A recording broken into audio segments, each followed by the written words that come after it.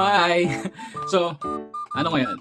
Tapos na yung Pasko. Yan, tapos na yung, sabi nila tapos na yung giving. Pero, medyo marami tayong na-receive na regalo this Christmas. Hindi ko tayo na-expect. So, marami tayong mga regalo ngayong Pasko na na-receive. So, gagawin ko lang tong video na to unbox para makita nyo rin yung raw reaction ko sa mga gift na na-receive ko. Though, yung iba sa kanila, medyo may idea na ako kung ano. Pero meron kasing iba na nakabalot pa. So, malalaman natin ngayon kung ano yung laman niya. So, unang-una kong na-receive na regalo for Christmas is ito. Yan. So, obviously, alam naman natin siya. Nabuksan ko na to. Kasi ito yung unang regalo ko na na-receive. So, nabuksan ko na siya. Kaya, papakita ko na sa inyo. So, ito yung buwan naman ako. This is from our HR team, Miss Steph. Yan. Shoutout po, Miss Steph. Napakagandang namin yan. Napakaganda at napakabait na HR personnel. Ayan. Associate manager yan sa HR. Friends natin yung mga yan. Oh, di ba? Pakita ko sa inyo. So, this is scented candle. Bango! Ang bango talaga niya. Shit. Ay, sorry. Bango. So, magta-try natin to. Ngayong taon na to, parang medyo nakarami tayo ng scented candles. Parang ilang scented candles yung na-receive ko. So, baka mahilig tayo sa scented candles dyan.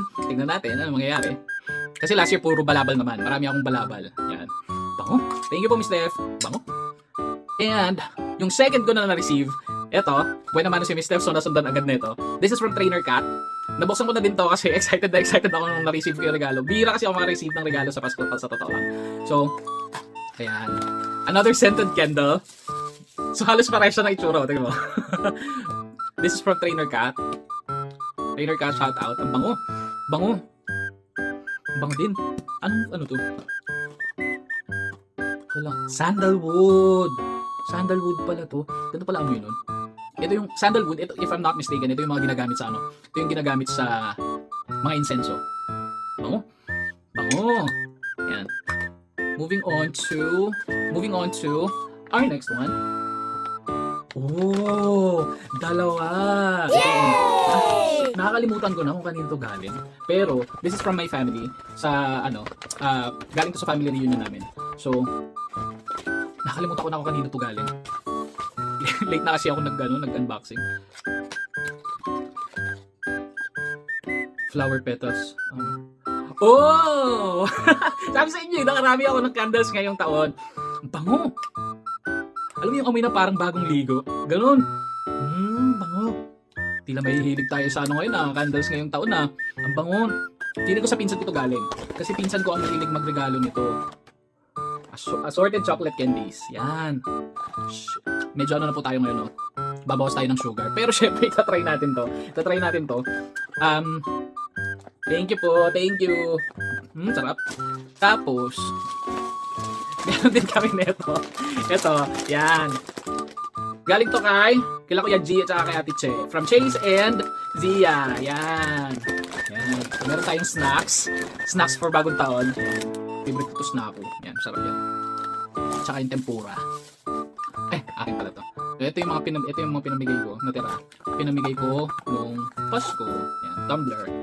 Nothing much, pero something that they can use on a daily basis. Ako kasi hindi ako mahilig sa regalo na nauubos, sa totoo lang. Gusto ko yung regalo na kapag binigay ko, kaya na-receive ko, matagal ko siya makikita. Gets nyo? Para I can be reminded of someone or mapaalala ko sa ibang tao na, hey, eto, regalo ko to. So, ewan ko siguro baka sentimental na tayo masyado. And, meron pa tayo dito. Ayan, sa exchange gift to galing, sa pinsan ko din to.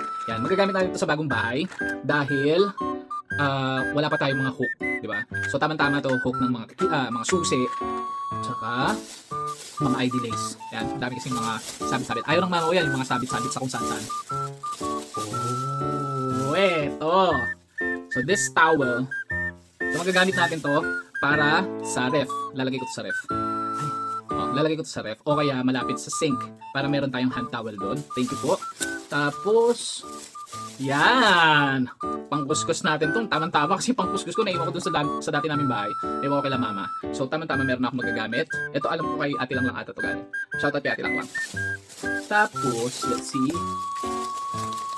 Oh, uy, kanino galing to? Sun Lemon facial mask. Wow! Wow, pang skincare. Magagamit ko to. Medyo mahilig tayo sa skincare kahit hindi naman tayo kagwapuhan. Yan. Oh, ito. Sims. Ano kaya to? Feeling ko ano to?